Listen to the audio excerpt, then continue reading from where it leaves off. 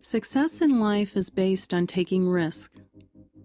The most successful people in life have also made the most mistakes because they take more risk. They are willing to try something new, something unproven. They are willing to experiment, and they are willing to fail. Because they don't consider failure a disaster. Instead, they consider failure an opportunity to learn. A failed experiment tells them what did not work, which provides information regarding how to achieve success. If you want to be successful in your life, you need to be willing to take risks. Of course, these need to be calculated risks. A risk in and of itself does not lead to success.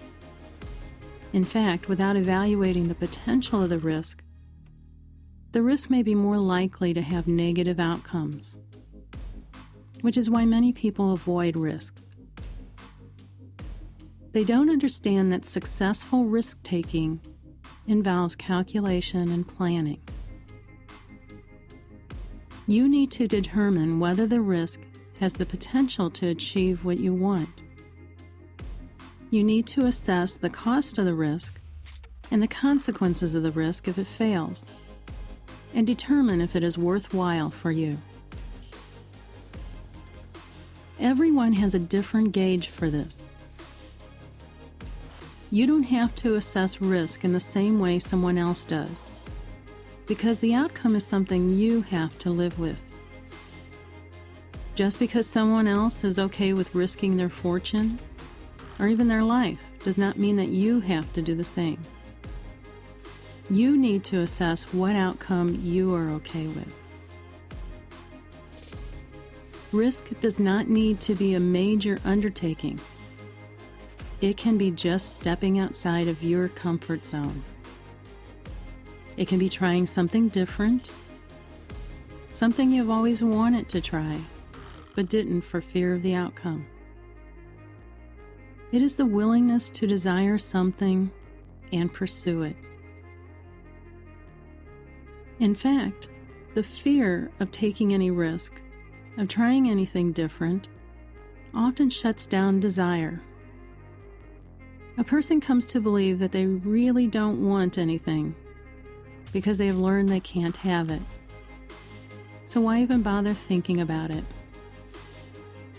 People learn to not desire, to not want anything. But that is the first step of taking a risk. Desire, wanting something.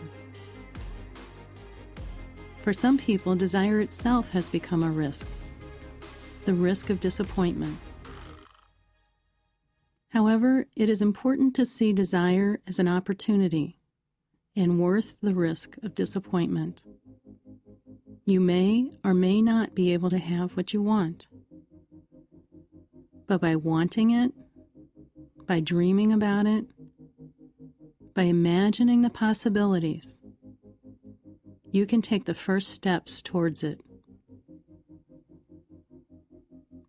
So instead of saying, "That isn't possible anyway," you can say, "Let me just imagine what it might take." Allow yourself to fully immerse in the dream. Once you visualize it, then you can ask yourself, what will it take to get there?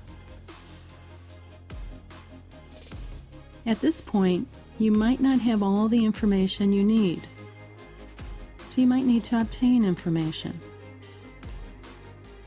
How can you get this information? Who do you need to talk to? Obtaining the information may even involve risk for some people, because this could be outside their comfort zone. However, keep in mind that knowledge only provides you with possibilities. You still haven't made the decision to proceed. The information helps you calculate the risk. Once you have all the information you need, you will see the steps to achieve what you want. If you don't see those steps, there still may be gaps in the information. You may need to fill in those gaps by obtaining more information until you can clearly see the steps.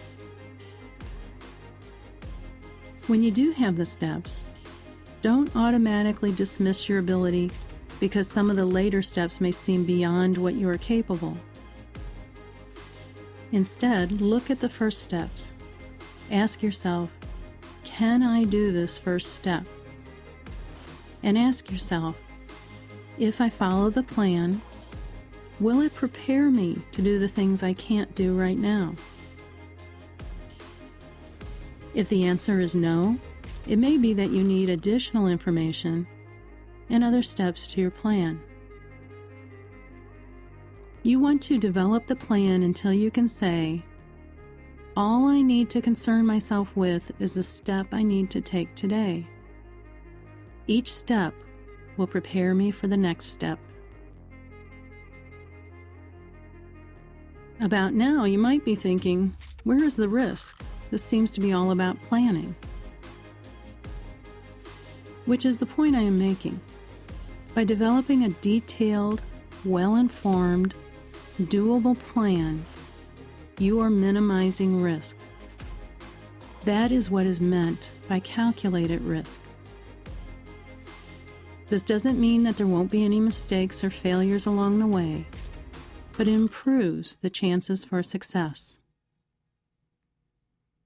Also, when errors occur, often it just means that you adjust the plan based on what you learned from the mistake, rather than quit the plan entirely. You also might be thinking, this seems like a lot of work. Again, you are right.